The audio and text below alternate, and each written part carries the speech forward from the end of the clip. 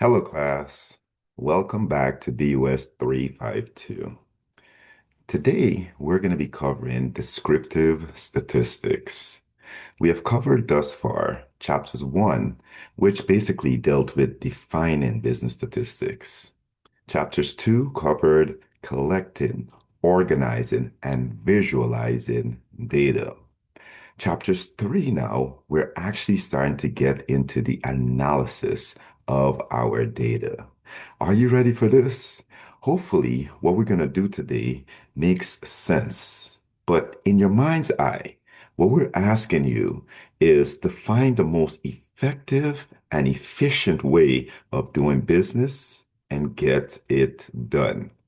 Remember, we are not testing your memory. We have tons and tons of calculations that you guys can get into. But what we're testing is your system and not your brain. All right. If your system is set up correctly, it will pay you dividends.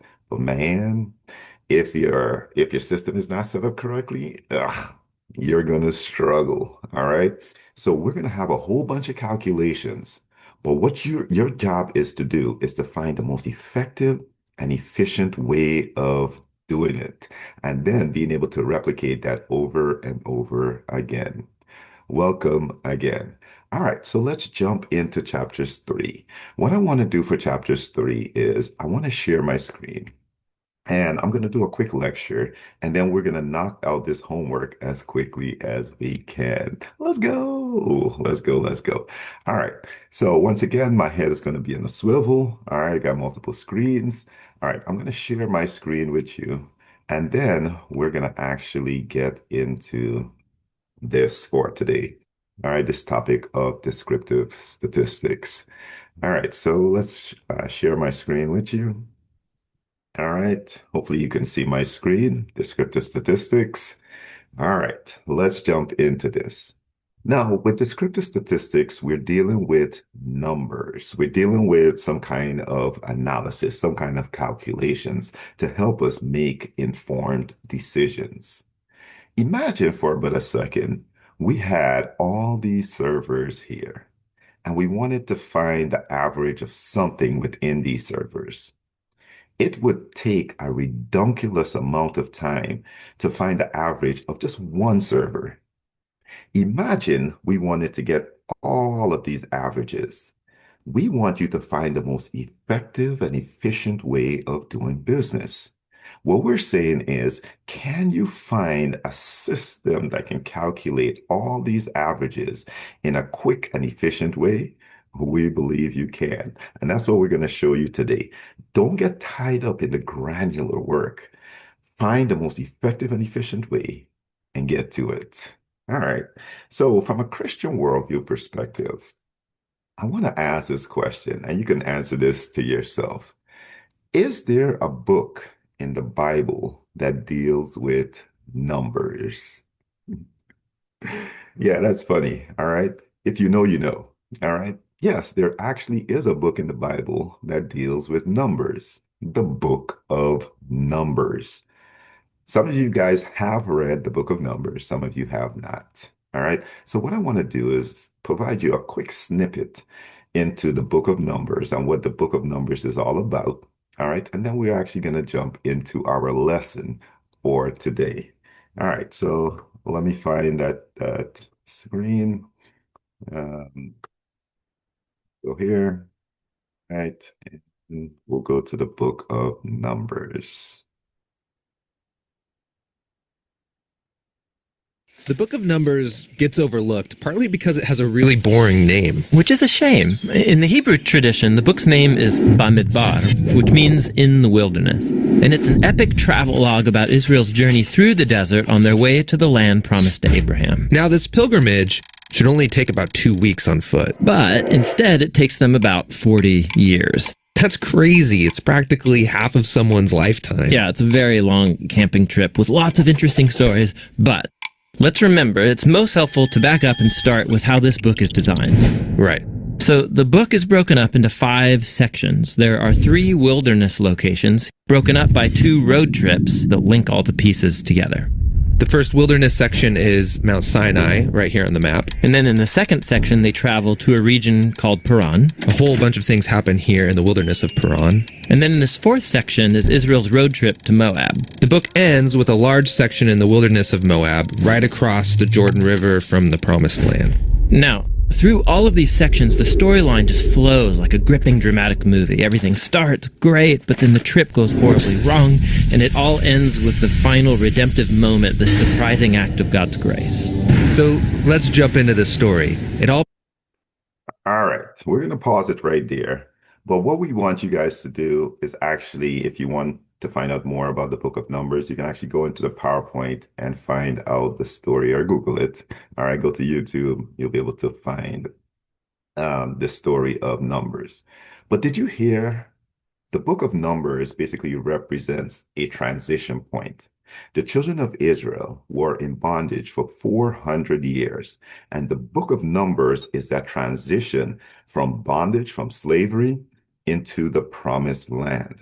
Now, in order to get to the promised land, God is bringing them out from slavery into a land flowing with milk and honey. In order for them to actually get there, they should listen to the person who's actually helping them get out of there, right? It should normally take them 2 weeks to get out of that bondage and get into the promised land by foot. They can walk from Egypt to the promised land, and it would take them 2 weeks. But it actually took them over 40 years. Some of them didn't actually make it into the promised land. Why? They decided that they were going to do their own thing. They're going to basically transition on their own. They no longer wanted to listen to God, and many of them didn't actually make it to the promised land. Today, what we're trying to say to you is we're going to show you how to get to the promised land the most effective and efficient way. All right. And we want you to use these principles wherever you go. Don't be stuck in your own ways. Some of you guys still want to do things the way you did it in high school. Some of you guys still want to do it the way your mama said it. Not saying anything's wrong with the way mama said it. But now that you're learning new ways and effective ways of how to do it, we want you to find the most effective and efficient way to get to the promised land. It would normally take 2 weeks. Are you going to be stuck and never make it? Are you going to be stuck and take 40 years to make it? Or are you going to find the most effective and efficient way of doing business? All right. So hopefully, as we get into this lesson today, you can find the most effective and efficient way of doing what you need to do. All right. So let's get into our lesson for today. We're going to talk about central tendencies and measures of variability. So when we're dealing with data, when we're dealing with numbers, all right, we always want to know what is the central tendency of the data. When we're saying central tendencies, like the average of your data, like the median of your data, like the mode of your data, all these things are massive calculations that can stress a lot of people out. But once again, what we're saying is find the most effective and efficient way of doing your business. Please don't get bogged down into the calculations. All right. So, for example, if we wanted to find the mean or the average, they mean the same, no pun intended. All right. Here is your formula. A lot of you will see this formula like, oh boy, here we go again. But just to break it down so it will make sense, all right? These formulas actually are roadmaps to get you to the promised land. But this is not that class. This is not the class where we're going to go deep into the formulas. But I just want to show you and inspire you that math formulas, man, are like guidelines to get to where you need to go every single time. All right. So watch right here. This X with a bar on top represents your mean or your average. All right. So what we're doing is we're taking a sample, not the full population data, a sample of it. All right. And we're calling it X. All right. X. Every time you see a bar on anything within business statistics, it means the average. You can see P bar, the average proportion, X bar, the average data that you're dealing with. Any kind of bar on top of it, you see the X with a bar, it means some kind of average. The more you know, right? Anyways, a lot of you hate math. When you see this big E symbol, you're like, oh boy, here we go. But please understand, it's like a sign inside of your problem. It's like when you're driving on the road and you see the yield sign, you should want to yield and make sure that it's safe to go. But some of y'all see that yield sign and like, forget that yield sign, and you go, and it could possibly cause an accident. Similarly, in math, there's a bunch of symbols in there that gives you guidelines as to what to do. This big E sign is saying, please, would you please sum up everything to the right of me? All right. And what is it saying? Sum up all of your xi values. Just so you can understand, xi is an index. It's a list. It is a library of numbers. All right. So, for example, if I wanted to find out all the ages within a group of students, I would say the first student was 19, the second one was 20, and the third one was 21. All right. All that list, you're summing up 19, 20, and 21. All of those ages are your indexes, are your list or library of ages that you have, right? So when you see this big E, please don't panic. It's giving you a clear sign. Look, just sum up all of your averages and then divide it by your N, your total sample size. I only told you guys about three ages, right? 19, 20, and 21. So you would divide it by 3, and that will be your average, right?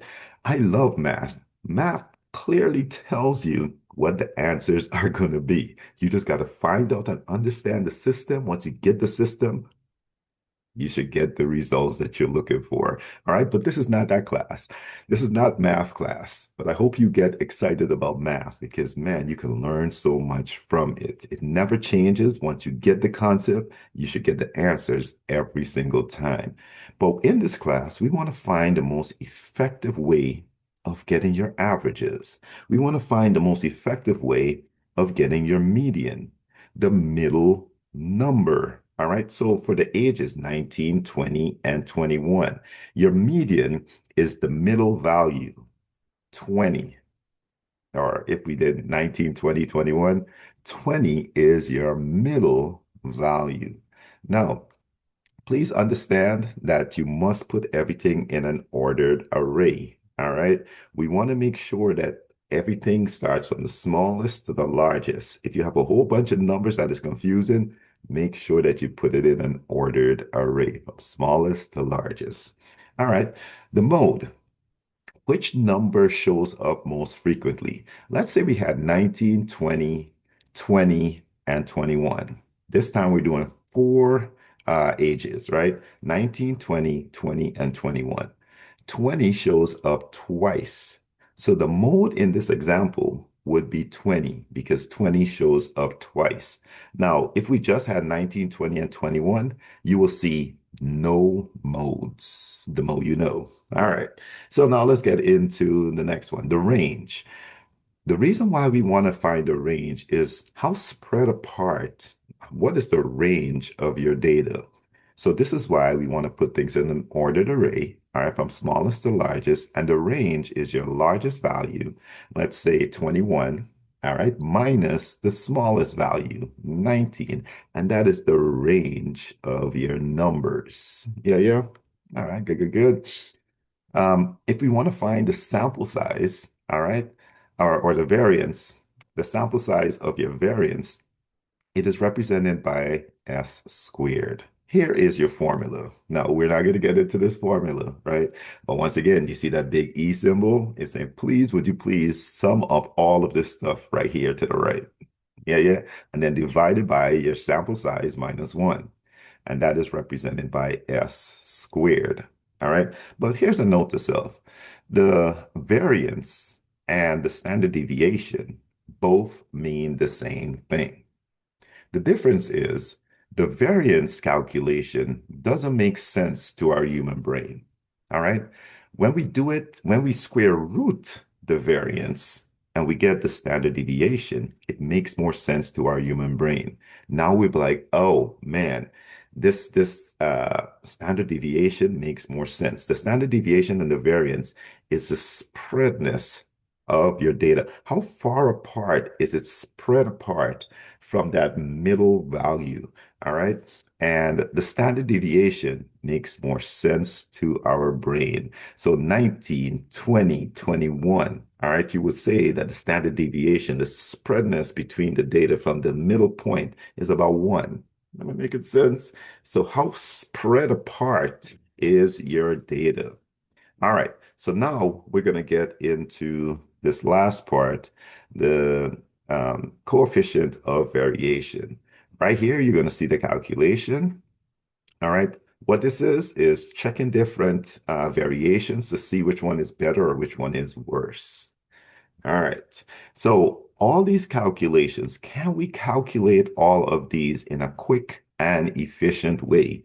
Yes, we can. All right. So what we did in this PowerPoint is break down a bunch of this stuff where we provided you guys some deeper information on this. All right. To show you how to get, for example, the sample size, the population average, the weighted average, and so on and so forth. All right, it goes into details. You guys can go into this PowerPoint and see all this great information. But ultimately, I'm going to just fly through it. But let me go back right here. All right.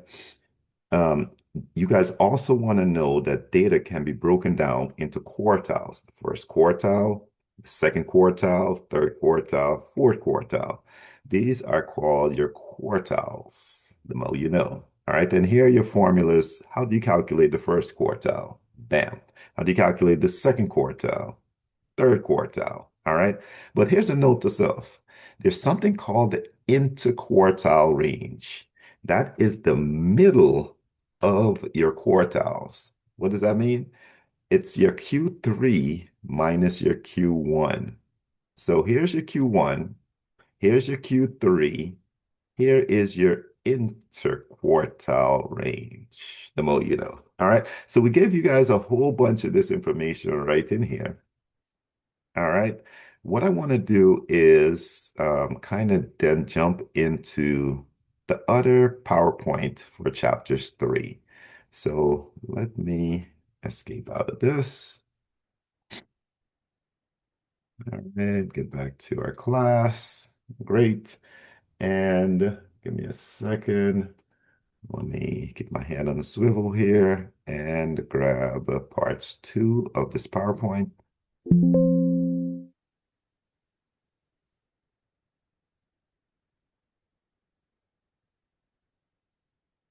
Right.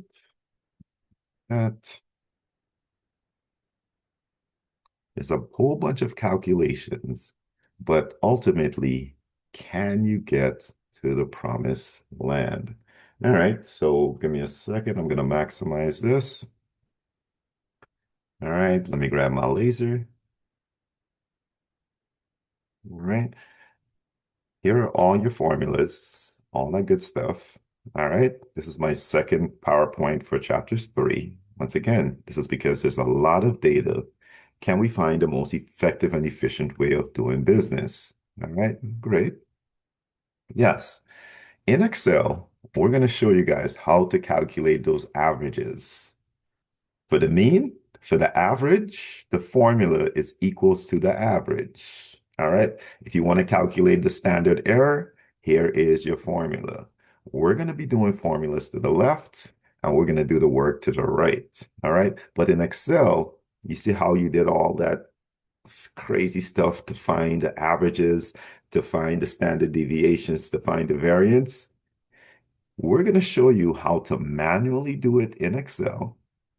All right. And we're also going to show you how to do it in a quick and efficient way. Can we get all of this stuff done in about 10 seconds? Yes, we can. We're going to show you guys how to actually use a data analysis toolkit called Descriptive Statistics. All right. We're going to show you how to click on data, data analysis. Yeah, where's it at? Right here. All right, descriptive statistic. Mhm. Now we're going to show you how to find the data, select the input. All right. We're going to make sure that we click summary statistics. We're also going to click on confidence level. All right. And in my class, we're going to show you how to make sure that you include the label. Do you see how this starts at A2, the number? We're going to actually start at A1. We're going to click labels in the first row because we're going to deal with house prices. And we're going to put our output right on this same sheet. All right, they're doing it in a separate sheet, but we're going to do it on this very same sheet. We're going to click on summary statistics and confidence level at 95%. When we're dealing with business statistics, we always want a confidence level of 95%. That is the average. All right. And then once you click all of that stuff and press OK, you will get these results quick and easy. So let's get into this real fast. All right. Once again, we got a whole bunch of information in here, but I want to go into a little bit more details about, distribution shapes, talking about the Z-score, and then we're going to get into our homework for today. All right. Let's go. Let's go. Let's go. Now, you guys are going to see something when you get this output called kurtosis. Kurtosis is the shape of your data. How spread apart is your data? How um, close to that central tendency is your data? All right. So here is your data. All right. If your data is close to the central tendency, the median or the mean, it looks nice and tall. If it's normally distributed, it looks like this one right here of your data. If it's spread far apart, if your data is spread far apart, it looks like this one right here. So the way I remember this is when it's tall and skinny, it is leptokurtic. Lepto, long, tall. All right. When it's normal, it is mesokurtic, medium, regular. All right. Mesokurtic. And when it's flat, platykurtic. Yeah, yeah, yeah. Hopefully you see how this works. All right. Here's a quick note to self. If it's greater than zero, all right, it will be leptokurtic. So here is your kurtosis right here. Do you see how it says 4? Isn't that greater than 0? So this data would be leptokurtic. Yeah, yeah. If it's equal to or around 0, it's mesokurtic. If it's less than 0, all right, it will be flat or platykurtic. All right, let's keep this thing going. Skewness, so you would understand it. Here's your formula. But who got time for all of that? We're finding the most effective and efficient way of doing business. All right. How do we do it? We put it in a descriptive statistic, and here is your skewness. What is skewness? How is your data looking? Is it skewed to the left? Is it skewed to the right? All right, here's skewed to the left. If you have a longer tail to the left, it is left skewed. If you have a longer tail to the right, it is right skewed. If your tails are even on both sides, it is symmetrical. All right. But food for thought, how do you know when you get your results if the skewness is left symmetrical or right? All right. If it's less than 0, left skewed. If it's around 0, it is symmetrical. If it's greater than 0, it is right skewed. All right. Hopefully you got that. But look at these results right here. The skewness, 2. So it is greater than 0. I would say this is right skewed. All right. So give you a quick example. Hopefully you see more tail to the right. All right. This will represent a right skewed test. All right. When we're dealing with skewness, we can also look at it from the data perspective, the bell-shaped perspective, or a box plot perspective. All right.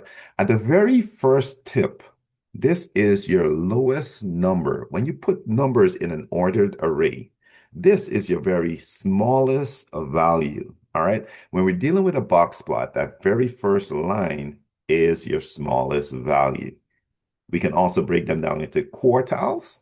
All right, here is your first quartile. Bam. Here is your median, the middle value. All right. Here is your third quartile, and here is your largest value on the end. All right.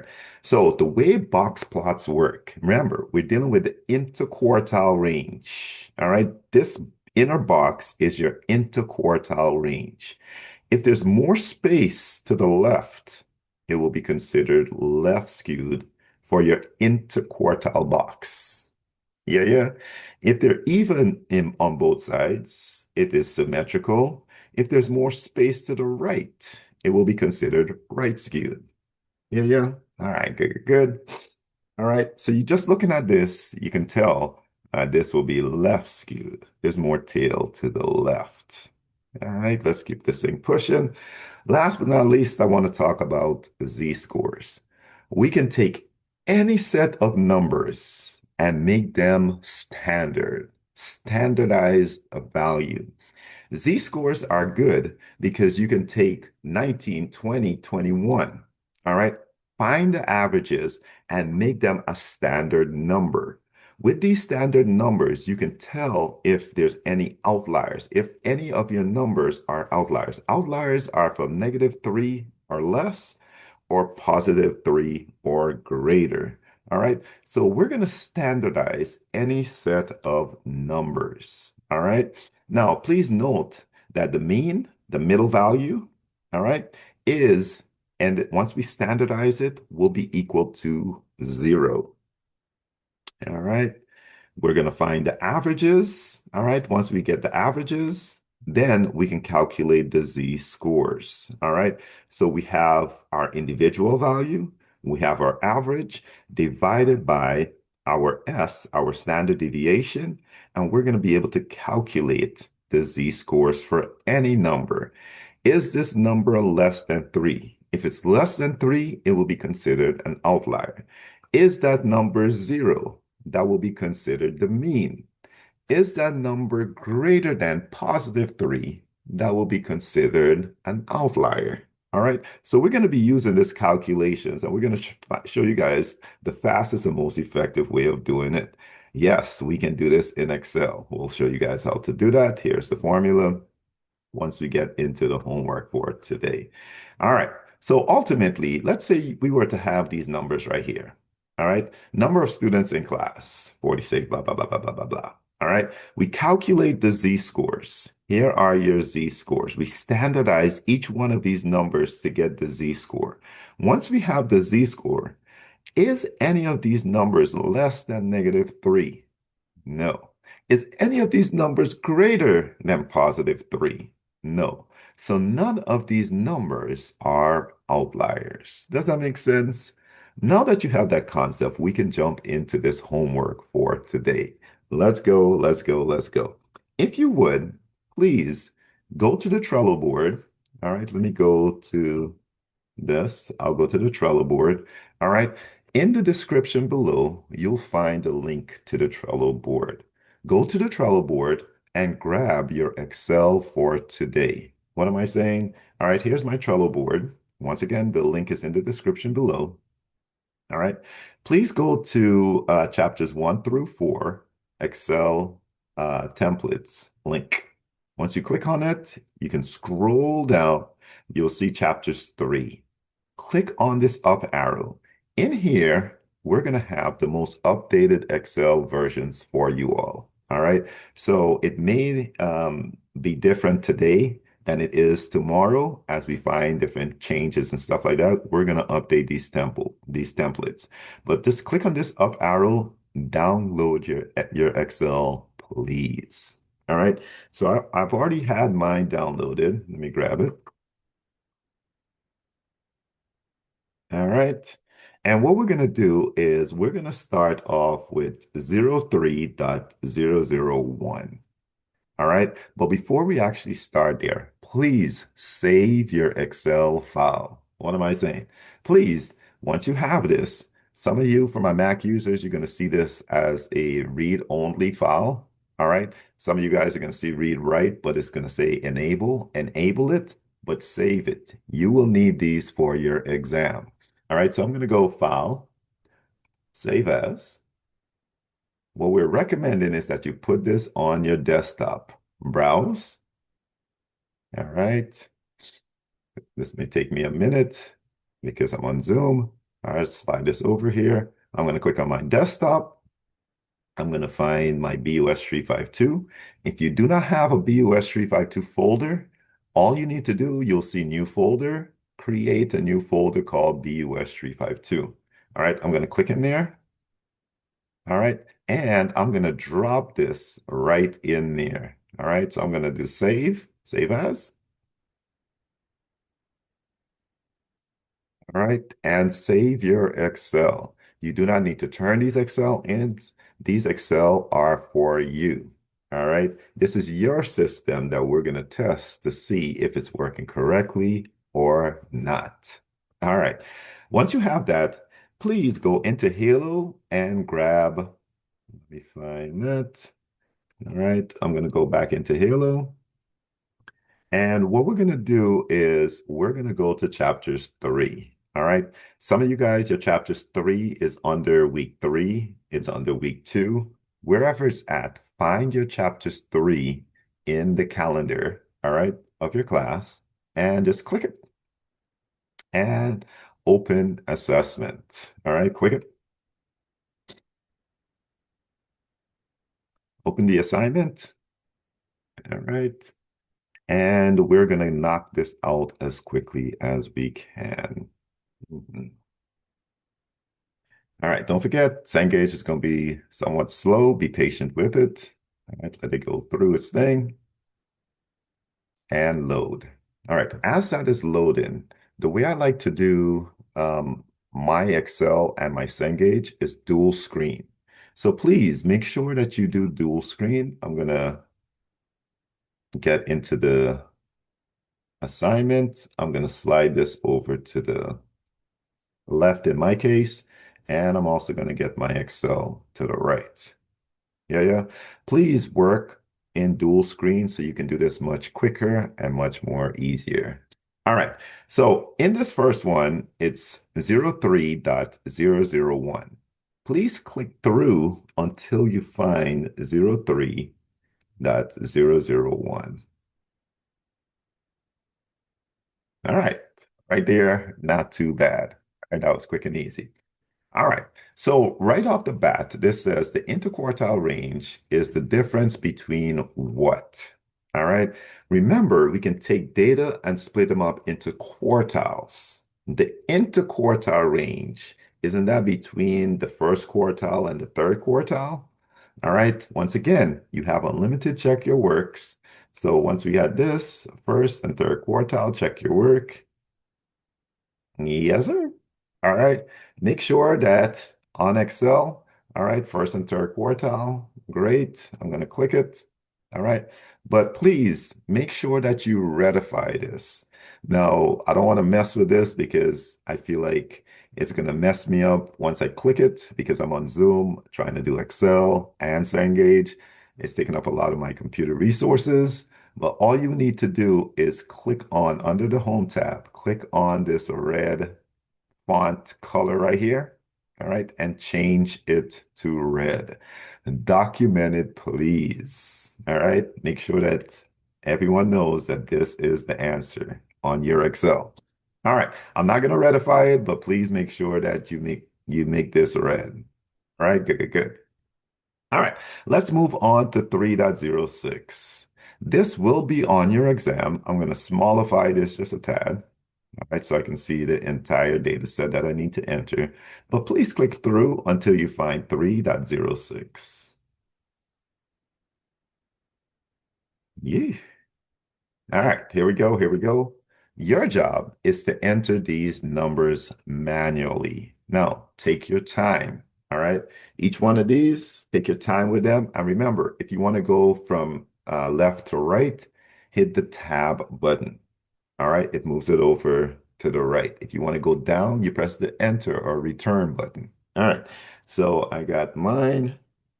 Don't forget, junk in equals junk out.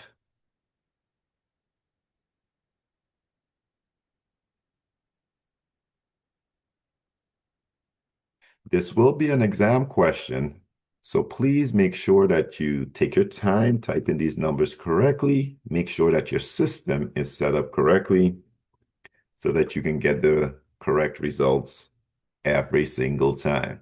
All right. Now, there's two ways of doing this problem. I'm just going to maximize this. Let me quickly look again, make sure I got all these numbers right. Always double check. All right. Even when you double check, you still make errors, but try your best. All right. Looks good to me. I'm going to maximize this. I'm going to zoom in on this just a tad bit. There's two ways of doing this.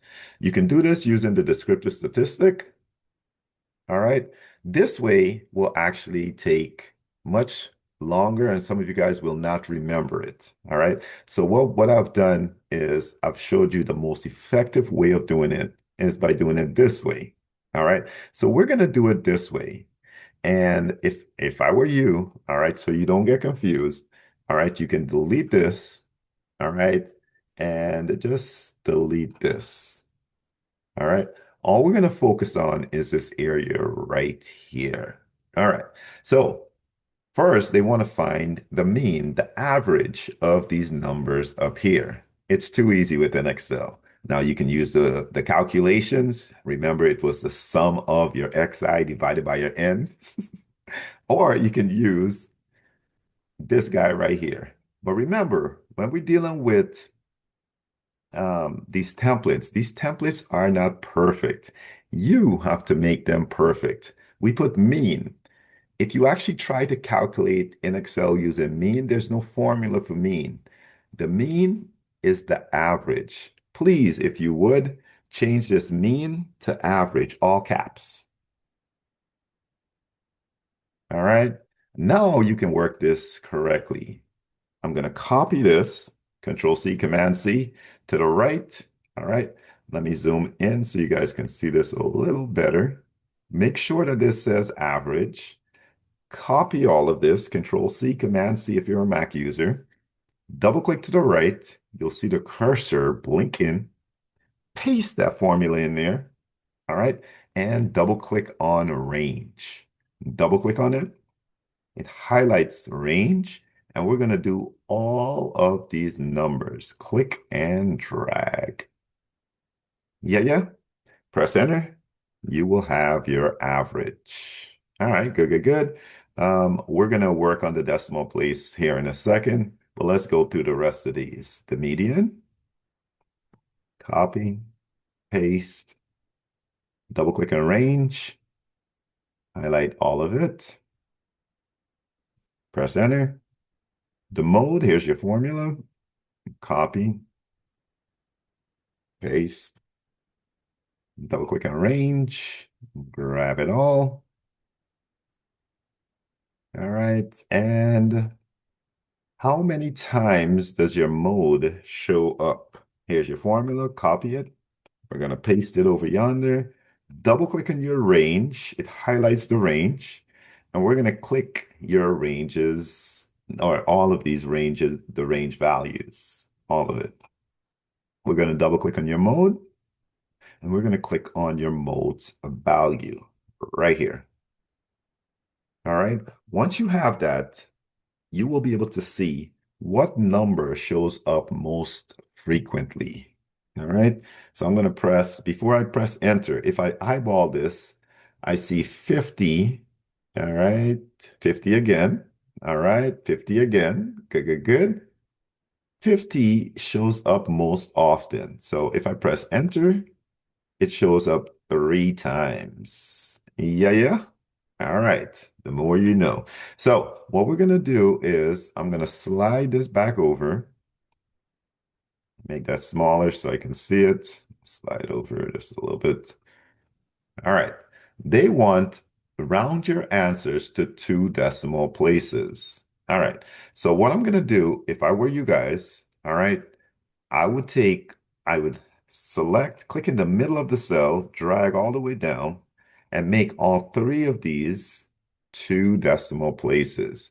How do I do that? I'm just going to maximize this so you guys can see this. Under the Home tab, we're going to move this thing over where it says decrease decimal to 2 decimal places.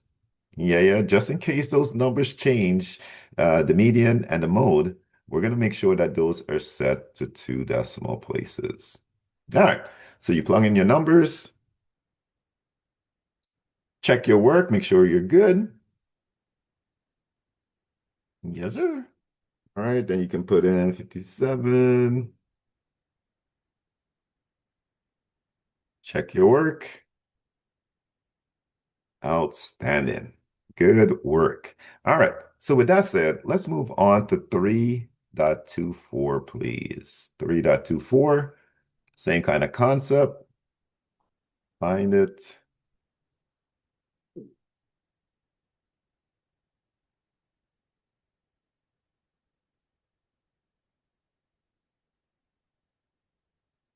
All right. So you got a whole bunch of numbers. You plug them in.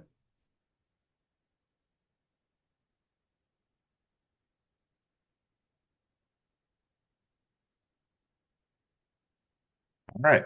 Now, what they want you to do is find the variance and find the standard deviation, the spreadness of your data. How far is your data spread apart from the mean, from the average? Yeah, yeah. So here is your variance. We'll copy that. We'll paste that to the right. Double click and paste. Double click on range. Grab all of your numbers and press enter. All right. Now, here is 12, 7, 6, 25. The variance says 38. It doesn't make sense to our brain. So what we're doing is the standard deviation is the square root of your variance, but we're going to use the actual formula, copy that, double click, paste it to the right, double click on range. It highlights your range.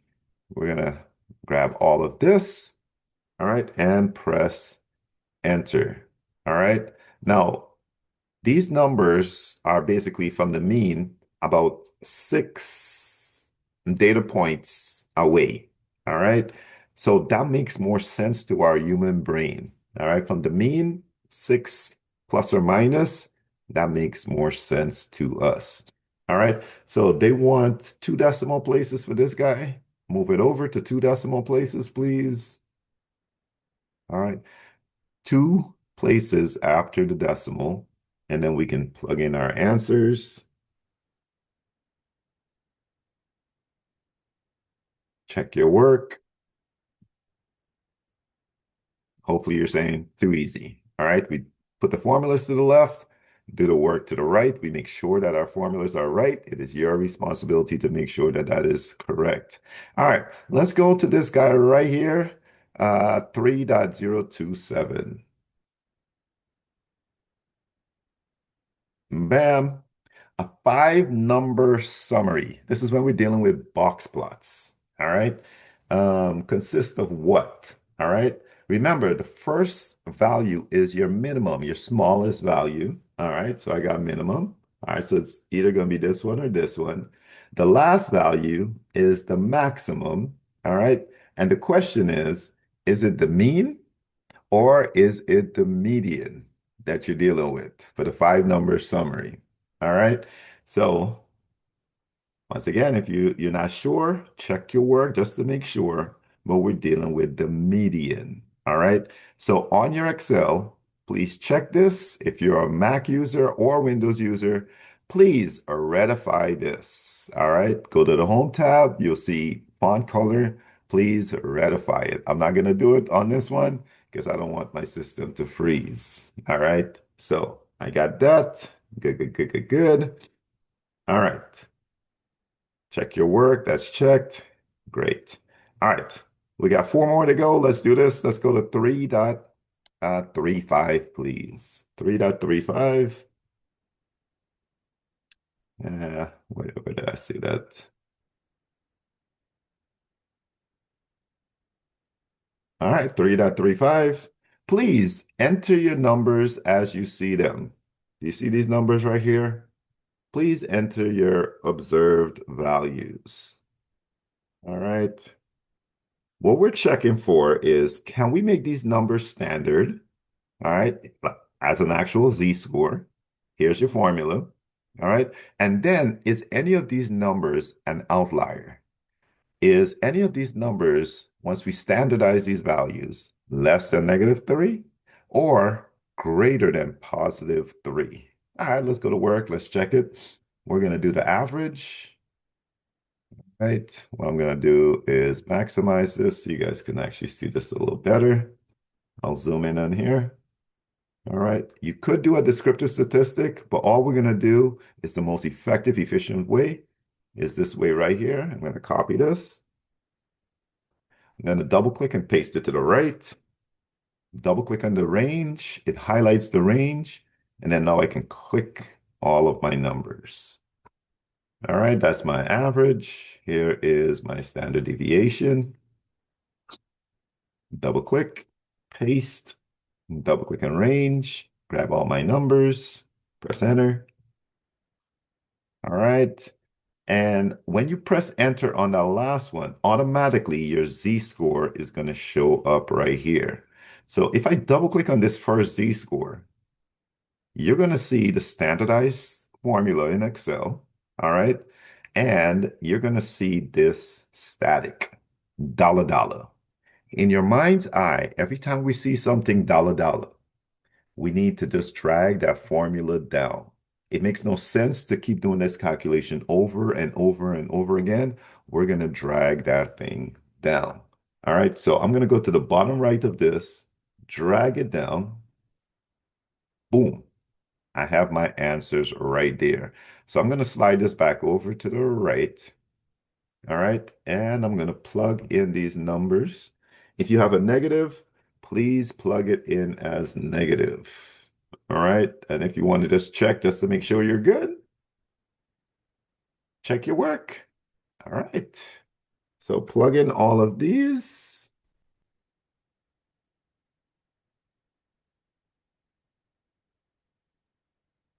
And please check your work just to make sure that they're all right, that your system is right. And you can eyeball these numbers. Is any of these numbers less than -3? Mm-mm. Is any of these numbers greater than +3? Mm-mm. So none of these numbers are considered outliers. Yeah, yeah. Nice. All right, let's go. We got three more to go. 3.42. This is an exam question, so we got to make sure that we get this one right and set up correctly. All right, so here we got a whole bunch of information. All right, many families in California are using backyard structures for home offices. All right, good, good, good, good, good. And then what they found out is that the backyard structure is $3,100. This is the mean. All right. So the average backyard structure, 3,100. The standard deviation, the spreadness of these averages is $1,200. Cool. So the way this works is on the exam, they're going to provide you a new set of averages, a new set of standard deviation. All right. You then you're going to need to put it into a Z-score and then calculate what those Z-scores actually are. So here it says, what is the Z-score for the backyard structure costing $2,500? So your regular standard value is your X, and then you're converting it into a Z value, if that makes sense. All right, so in real life, your standard value is 2,500. All right. Now, how do we calculate the Z-score? We'll copy this. We'll paste this over yonder. All right, X1, double click on X1, grab your X1's number. Double click on your mean, grab your mean. Double click on your S, grab your S's value. So this is how you calculate your Z-score for that first one. Good. It is a -0.5. So in terms of the mean, it's slightly left of your average. Yeah, yeah. Don't forget, your average was 3,100. Your Z-score, your actual value was 2,500. Do you see how that's a little smaller than the average? So this is why this is at -0.5.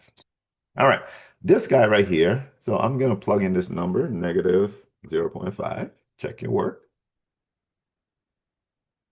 Outstanding. All right, then it goes on to say, what is the z-score if your backyard structure was $4,600? All right, I'm going to plug in 4,600. All right, here is your formula.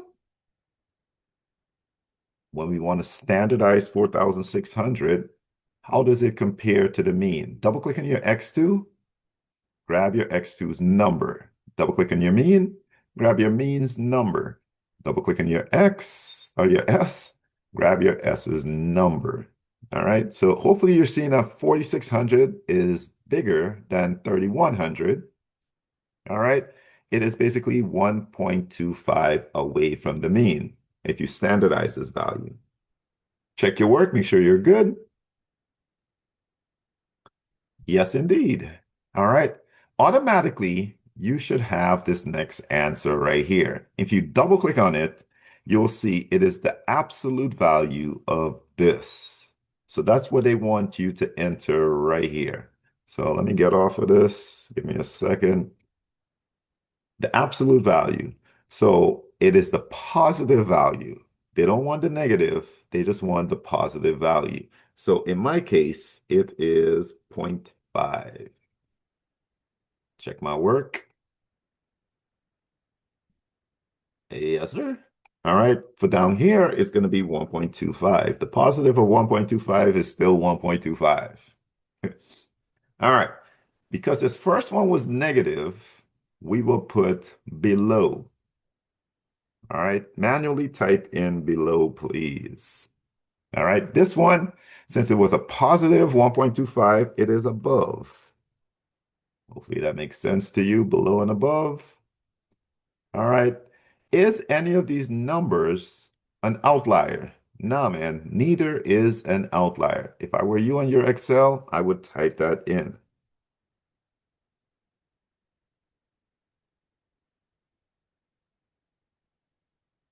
Bam.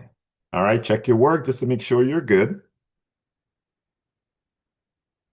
Outstanding. All right. So now in parts D, they want to ask, what happens if your backyard structure is $13,000? Remember, the mean was 3,100. What happens now? You're in California, you're balling out, property is expensive in California. What happens if it was $13,000? Yeah. All right. Can we calculate the z-score? Here's your formula. Copy that, paste it to the right, double click on X3, grab your X3's number, double click on your mean, grab your mean's number, double click on your S, grab your S's number. All right. And press enter, please. All right. 8.25. Yeah. Hopefully you in your mind's eye is thinking that 8.25 is much bigger than positive 3. So this is an outlier. This is an exception to the rule. All right. So here is 8.25. Let me check my work, make sure I'm doing this right. Yes, indeed. All right. It is above the zero, the mean. All right. So I will type in above. And then last but not least, is this an outlier or not?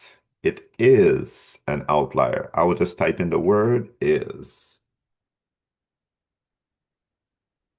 All right. Oh, sorry. Okay. I think I put this in the wrong spot. So this is above. All right. So this is the same as this. Right. So just put equals to B19. All right. We calculated it. This is what we're going to actually put in Cengage. It is above, and it is. Put IS. It is an outlier. All right. So we have all three of those. It is an outlier. Check your work. Oh, never selected that. It's above. Check it. Outstanding. So please make sure that your Excel is set up correctly for this one right here. This will be an exam problem that we're checking. All right. So now that that's good, we got two more to go. Let's go, let's go. 3.48. Uh-huh. All right, 3.48. You got some numbers. Please manually type your numbers in there correctly. Don't forget, you tab over to go to the right.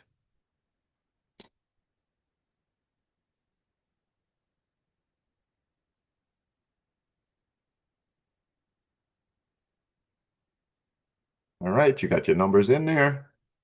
Then how do you calculate your smallest value? Remember, we're dealing with a box plot. You always want to start off with your smallest value. Then you go to your first quartile, your median, your third quartile, and your largest value. So here are your formulas right here. I'm going to copy it. All right. I'm going to maximize this so you guys can actually see this. All right. Let's zoom in on this so you guys can see this a little better at your end.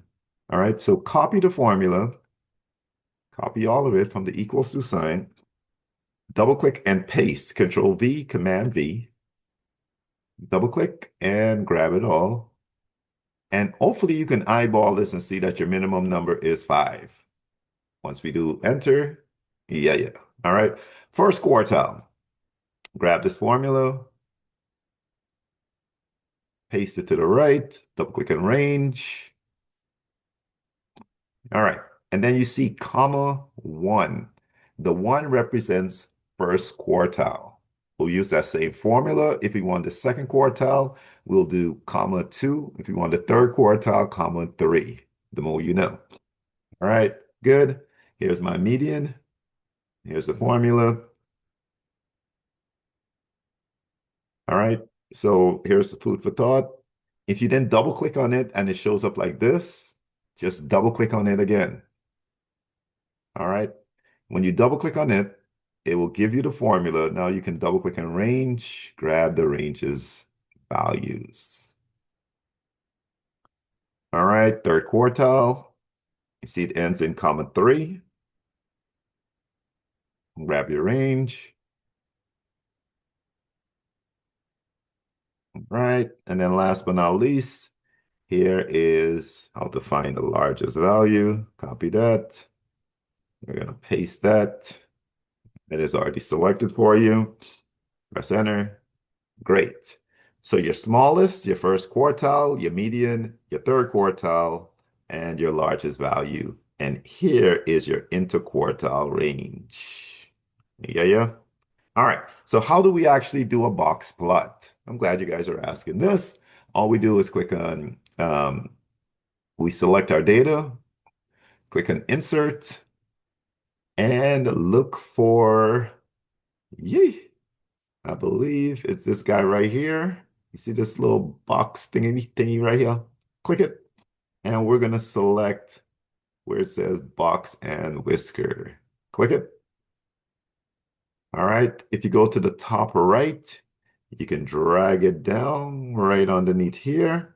I'm going to scroll down so you guys can see this. Here's your minimum, first quartile, your median, third quartile, and your largest value. All right. The more you know. All right, this stuff is pretty easy once you know what you're doing. All right, so I'm going to drop that in there. I'm going to enter my numbers, and they want one decimal. Hey, look at that. Make sure you type in the right numbers. Mm, all right, one decimal place. Good. Check your work. Make sure you're good. Yes, indeed. All right, your job now is to look at these box plots and select the right one. All right, so I'm just going to scroll down to my end.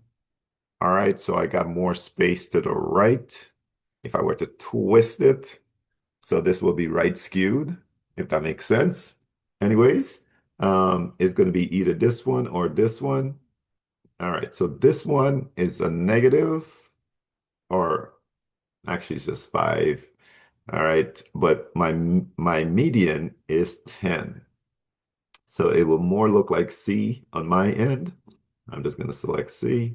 Once again, for all drop downs, just get it right. Just get it right. No stress. All right, check your work. Make sure you're golden. Yes, sir. Line it up and make sure you get it right. One more to go. All right, let's go to 3.059. All right, let me make this a little bigger. All right, scroll up. Do this. All right. Standard deviation of a sample of 100 observations is 64. All right. The variance of the sample is which of the following? All right. So the square root of, let me see, the standard deviation of a sample of 100 observations is 64. All right. So 64 squared. All right. In order to do the reverse, if you have the standard deviation, remember the variance, if you have the variance, it's a square root to get the standard deviation. If you have the standard deviation, how do you get the actual variance? It is the square is to take that number and square it. That makes sense. All right. So I'm going to click on this one. And because this is the last one, I'm going to show you once again how to ratify it. I'm actually going to click it. I'm not sure if it's going to allow me to do it. But once again, you click it. All right. Yeah, you see how it's like, hey, man, you're trying to do too much. All right. This is why I didn't do this like this. But please make sure that you select the right answer. All right. So what I'm going to do is I'm going to stop sharing my screen. Ultimately, for descriptive statistics, all right, what we want you to do is find the most effective and efficient way of doing business. Do it right, and it's going to pay dividends. All right. Take your time. Make sure you find the most effective way of doing it and get it done right. Do not be bogged down in calculations, in granular stuff, but find the most effective and efficient way of doing what you need to do. That's all I got for you. See you next class as we dig into chapters 4. All right. Have a great day. Thank you.